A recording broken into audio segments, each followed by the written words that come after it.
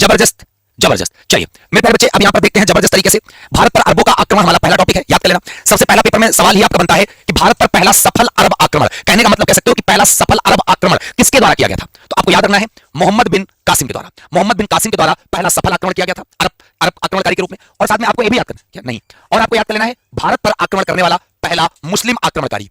तुमसे अगर कहा जाए कि पहला मुस्लिम आक्रमणकारी कौन था भारत पर आक्रमण करने वाला, तो आप नाम बता सकते हो मोहम्मद बिन कासिम, क्लियर है। और भारत पर आक्रमण करने वाला अरब आक्रमण कौन था पहला, तो आप बता सकते हो मोहम्मद बिन कासिम। जबरदस्त तरीके से सवाल आता है, क्लियर है। तो इतनी बात आपको जबरदस्त तरीके से यहां याद कर लेना है, ठीक है। हाँ चलिए, क्लियर है बात। चलो सब लोग वीडियो को लाइक शेयर कर दिया है। चलिए बेटा अब बात समझ लेना, पहले मुस्लिम आक्रमणकारी कौन है, पहले अरब आक्रमण। अब बात आती है कि ये आक्रमण आखिरकार अरब आक्रमण भारत पर हुआ किस वर्ष था? तो सबसे इंपॉर्टेंट चीज है 712 ईस्वी में हुआ था।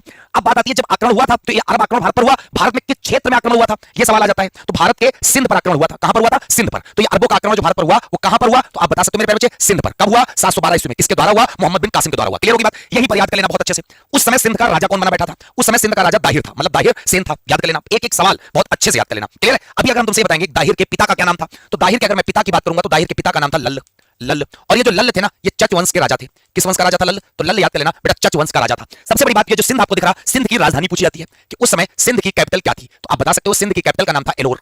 क्या नाम था? एलोर। तो एलोर किसकी कैपिटल थी? सिंध की, याद कर लेना। अब बात आती है कि मोहम्मद बिन कासिम ने आखिरकार भारत पर या सिंध पर आक्रमण क्यों किया था, उद्देश्य क्या था आक्रमण करने का? तो मेन उसका उद्देश्य था धन लूट करना, मतलब जितना, क्योंकि भारत प्राचीन काल में सोने की चिड़िया के नाम से जाना जाता था, तो उसका मेन मोटो था, मेन उद्देश्य था कि भारत में जितनी भी धन संपदा ये सब है सबको लूट ले और लूट के अपने पास लेकर चले जाएं, क्लियर साथियों। और दूसरा उद्देश्य उसका यह था कि भारत में इस्लाम धर्म का प्रचार प्रसार, क्योंकि जब तक मोहम्मद बिन कासिम भारत नहीं आया था तब तक भारत में मुस्लिम धर्म के बारे में किसी को जानकारी नहीं थी, क्योंकि भारत में आप सबको पता चल गया होगा क्या, सनातन धर्म था उस समय, बौद्ध धर्म था, जैन था, ये सारे धर्म थे, लेकिन मुस्लिम धर्म सबसे पहले तब पता चला जब पहला मुस्लिम आक्रमणकारी मोहम्मद बिन कासिम भारत पर आक्रमण करता है, क्लियर है। और जब अरबों ने आक्रमण किया तो भारत के सिंध पर और भारत के मुल्तान पर दोनों जगह पर अधिकार कर लिया। तो इस प्रकार इतना आपको जबरदस्त तरीके से याद कर लेना है, जबरदस्त तरीके से, ठीक है। चलिए तो कमेंट करके बताओ क्या इतना बात आपको समझ आ गई है?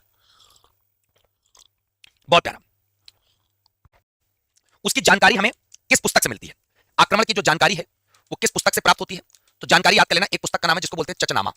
चचनामा पुस्तक से हमें जानकारी मिलती है। और चचनामा के अगर मैं लेखक की बात करता हूं तो चचनामा के लेखक हैं अली अहमद।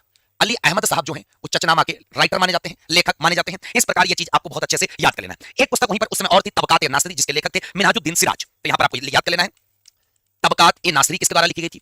तो तबकात ए नासरी लिखी गई थी मिनहाजुद्दीन सिराज के द्वारा। तो इसके लेखक याद कर लेना मिनहाजुद्दीन मिनहाजुद्दीन सिराज के द्वारा।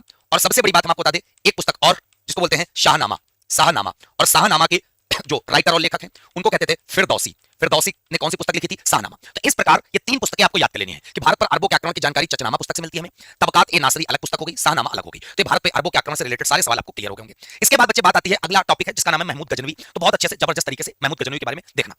सबसे पहला पॉइंट आपको ध्यान रखना है कि महमूद गजनवी का आखिरकार जन्म कब होता है? 971 ईस्वी में। जो इंपॉर्टेंट कम है, मेन इंपॉर्टेंट है महमूद गजनवी के पिता का क्या नाम था? तो महमूद गजनवी के पिता का नाम था शुबुक्तगीन, याद कर लेना। और महमूद गजनवी किसका एक प्रकार से शासक था? तो महमूद गजनवी गजनी साम्राज्य का शासक था। कहां का रहने वाला था? गजनी साम्राज्य का। वहीं से इसका नाम पड़ा था महमूद गजनवी, याद कर लेना, गजनी साम्राज्य का। और ये गजनी साम्राज्य का जो राजा बना, शासक बना एक प्रकार से, वो कब बना? वो बना 998 ईस्वी में गजनी साम्राज्य का राजा बना, शासक बन गया। और जब ये गद्दी पर बैठा, तो गद्दी पर जब ये बैठा तो इसका टाइम पीरियड 998 ईस्वी से 1030 ईस्वी तक चला। इतना इंपॉर्टेंट इसका नहीं है, लेकिन सबसे मोस्ट इंपॉर्टेंट यहां पर यह है कि महमूद गजनवी ने भारत पर आक्रमण टोटल कितनी बार किया, ये बहुत ज्यादा इंपॉर्टेंट है। टोटल बेटा भारत पर आक्रमण महमूद गजनवी ने 17 बार किया था। कब किया था? याद कर लेना, 17 बार किया था, जो सबसे ज्यादा पेपर में सवाल आता है। सबसे ज्यादा पेपर में सवाल आता है कि महमूद गजनवी ने कितनी बार आक्रमण किया, तो आप बता सकते हो 17 बार।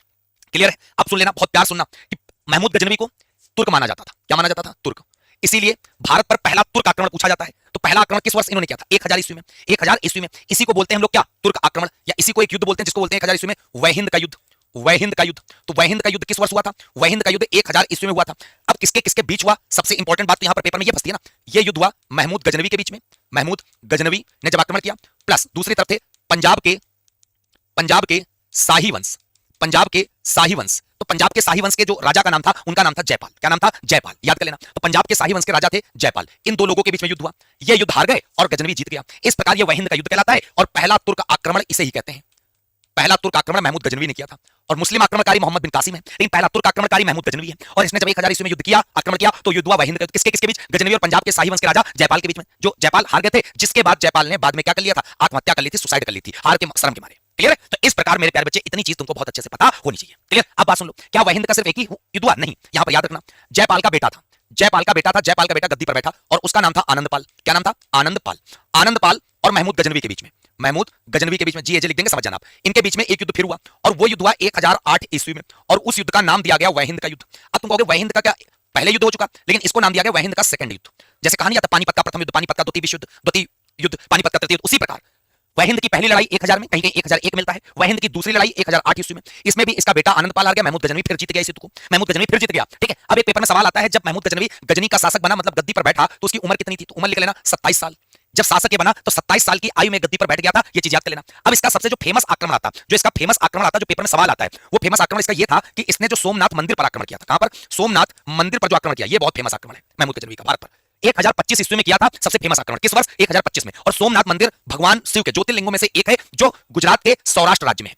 ठीक है, और वहां पर उसने क्या कर दिया था? उसने मूर्तियों को तोड़ दिया था। जब मूर्तियों को तोड़ दिया इसने, तो पेपर में सवाल बन जाता है, क्या बन जाता है कि मूर्ति भंजक आक्रमणकारी किसे कहते हैं? महमूद गजनवी। तो आप यहां पे लिख सकते हो मूर्ति भंजक आक्रमणकारी, मूर्ति भंजक आक्रमणकारी किसे कहेंगे? तो महमूद गजनवी को कहेंगे मेरे प्यारे बच्चे। क्लियर है? जिसने मूर्तियों को तोड़ दिया था, ठीक, और धन संपदा को खूब सारा लूटा था, भारत की अपार धन संपत्ति को लूट लिया था, याद कर लेना। अब इसने उपाधि धारण की थी। उपाधि कौन सी धारण की थी? तो याद कर लेना, सुल्तान की उपाधि। पहला मुस्लिम शासक जिसने यह उपाधि धारण की थी। ठीक, मृत्यु इसकी कब हुई थी? 1030 ईस्वी में थी। इस प्रकार महमूद गजनवी का पूरा टॉपिक हमने यहां पर आपको क्लियर कर दिया है, बता दिया है। क्लियर है? चलो, क्लियर होगी बात मेरे प्यारे बच्चे? हाँ, चलो, तो आशा करते हैं महमूद गजनवी का पूरा मामला आपको क्लियर हो गया होगा, समझ में आ गया होगा। क्लियर है? अब सुन लो, इनके दरबार में कवि थे उतबी, उन्होंने एक पुस्तक लिखी थी जिसका नाम था तारीख-ए-यामिनी। तो याद कर लेना, तारीख-ए-यामिनी के लेखक कौन थे? तो तारीख-ए-यामिनी के जो लेखक माने जाते हैं उनका नाम है उतबी। ये इनके दरबार को सुशोभित करते थे। क्लियर है? अब सबसे बड़ी बात हम आपको एक और बता दें, महमूद गजनवी के साथ भारत आया था जिसका नाम था अलबर्नी। क्या नाम था? अलबर्नी। तो पेपर में सवाल आता है महमूद गजनवी के साथ कौन अरबी लेखक आया था? तो उसका नाम लिख लेना अलबर्नी।